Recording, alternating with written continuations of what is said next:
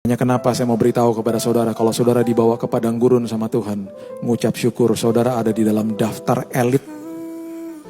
Daftar yang sangat elit. Musa dibawa ke padang gurun, Yusuf dibawa ke padang gurun, Yohanes Pembaptis dibawa ke padang gurun, Yesus pun dibawa ke padang gurun.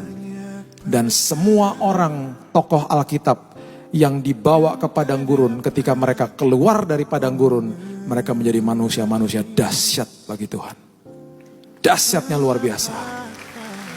Jadi kalau dibawa ke padang gurun menghadapi masalah, bilang terima kasih Tuhan. Saya masuk dalam daftar elit tokoh Alkitab.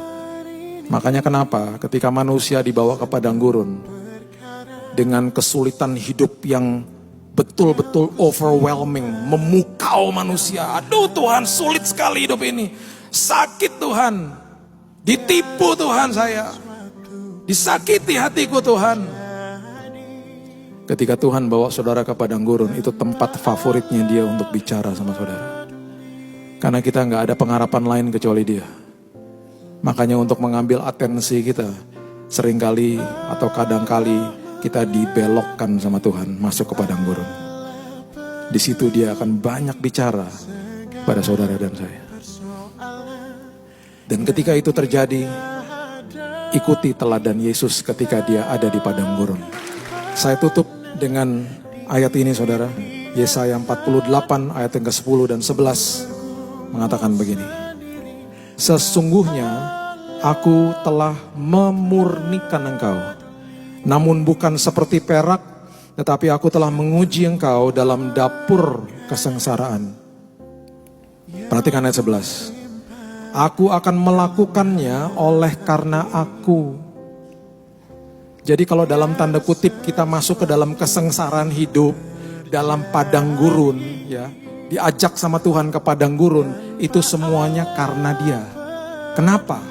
Diulang lagi. Ya, oleh karena aku sendiri, ayat 11. Aku akan melakukannya oleh karena aku, ya oleh karena aku sendiri. Kemudian dijawab begini, sebab masakan namaku akan dinajiskan.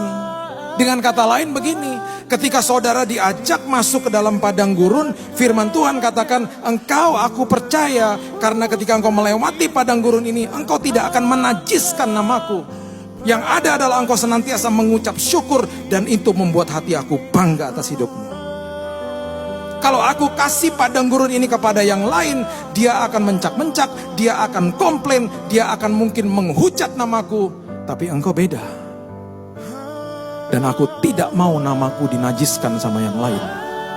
Jadi kalau sampai engkau masuk ke padang gurun, menghadapi kesengsaraan hidup, berarti ada sebuah tanggung jawab, dan aku percaya di ujung daripada ini semuanya, kemuliaanku akan dinyatakan. Dan engkau tidak akan bersungut-sungut, karena engkau akan mengucap syukur dalam hidupmu. Itu artinya